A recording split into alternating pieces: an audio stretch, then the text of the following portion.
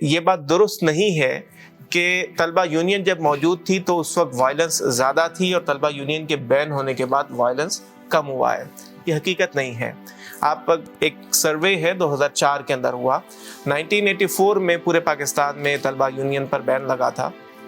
تو اس سروے کے اندر انہوں نے طلبہ یونین کی بحالی کے 20 سال اور طلبہ یونین کے بین کے بعد کے 20 سال کا کمپیریٹیو انالیسس کیا ہے.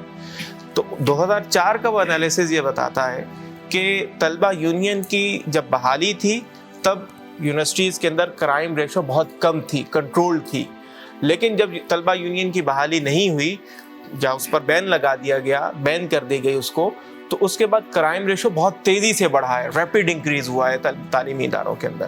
تو اس لیے ایک تو یہ کہ یہ پلی انتہائی کمزور ہے کہ طلبہ یونین جب بحال تھی تو اس وقت کرائم ریشو بہت زیادہ تھی, قتل و غارت بہت زیادہ تھی یا دیگر چیزیں بہت زیادہ تھی. ایسا نہیں ہے, حقیقت سے اس کا کوئی تعلق نہیں ہے. یہ بے پر کی بات ہے, یہ بے بنیاد بات ہے, اس کا حقیقت سے کوئی تعلق نہیں ہے. اور اگر ایسا فرض کیجئے کہ ہم مان لیتے ہیں کہ ایسا تھا بھی, تو آپ یہ دیکھتے ہیں کہ اگر روڈ پر ایکسیڈنٹ ہوتا ہے تو روڈ پر گاڑیوں کو چلنے بند نہیں کیا جاتا ہے, بلکہ ایکسیڈنٹ کے حوالے سے حفاظتی اقدامات کیے جاتے ہیں, روڈ سیفٹی کے رولز اینڈ ریگولیشنز بنائے جاتے ہیں.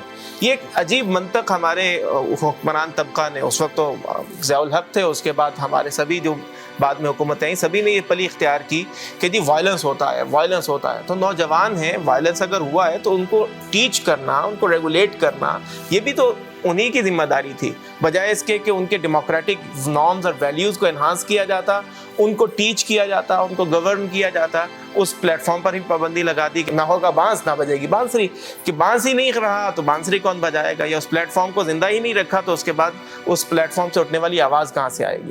اسی لیے ہم یہ سمجھتے ہیں, اسلامی جمعیت طلبہ کا دیرینہ موقف بھی یہی ہے اور الحمدللہ ہم سب کا دیرینہ موقف بھی یہی ہے کہ طلبہ یونین کا اگر وہ پلیٹ فارم بحال ہوتا ہے تو اس کے نتیجے میں یہ جتنے مسائل ہمیں نظر آتے ہیں یہ آہستہ آہستہ حل ہونا شروع ہو جائیں گے.